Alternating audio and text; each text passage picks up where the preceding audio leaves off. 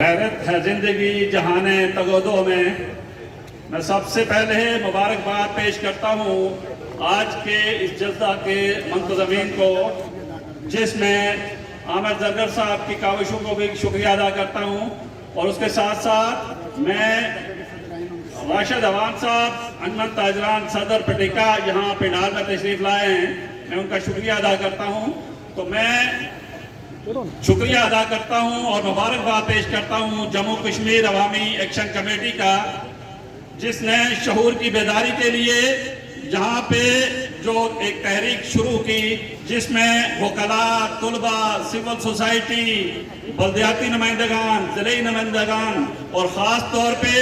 اس تحریک کے روح رواں، اس تحریک میں جاندار کردار ادا کرنے کے لیے تاجر برادری آزاد کشمیر اور بالخصوص مظفر آباد کے تاجر برادری کا بھی بہت مشکور ہوں۔ اور ہم اپنے تاجر برادری کے جو ہمارے اس تحریک کے روح رواں ہیں، جو میری مراد ہے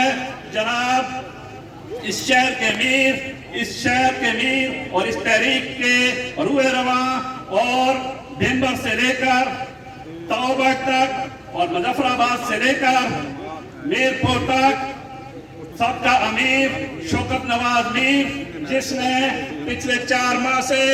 اتنی تگودو کے بعد اور اتنی کوشش اور کاوشوں کے بعد اس قوم کو اور اس ریاست کے باسیوں کو ایک جگہ پہ اکٹھا کیا، اور آج الحمدللہ یہ تحریک ہماری ایک عام آدمی کی تحریک بن گئی ہے۔ یہ تحریک اس غریب آدمی کی تحریک ہے جو ایک وقت کا کھانا اپنے بچوں کو نہیں دے سکتا۔ آج کی یہ تحریک اس مزدور کی ہے جو سارا دن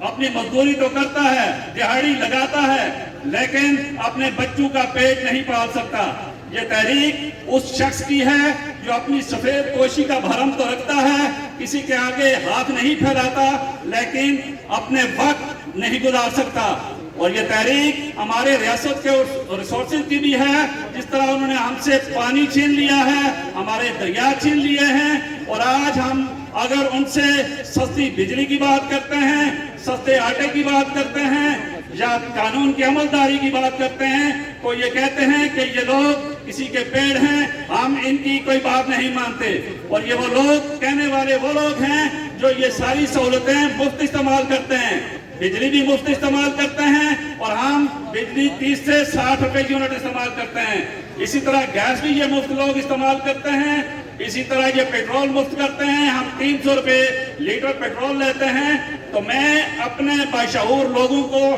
کا شکریہ بھی ادا کرتا ہوں، اور اس کے ساتھ ان کو ایک مشورہ بھی دیتا ہوں کہ تھوڑی ہمت کریں، چونکہ ابھی ہمیں 2 ماہ ہوئے ہیں۔ ان 2 ماہ میں اور دوسرا بندہ ہمارے پاس آ کے پوچھتا ہے جی کہ ہمیں بجلی کے بل جمع کروانے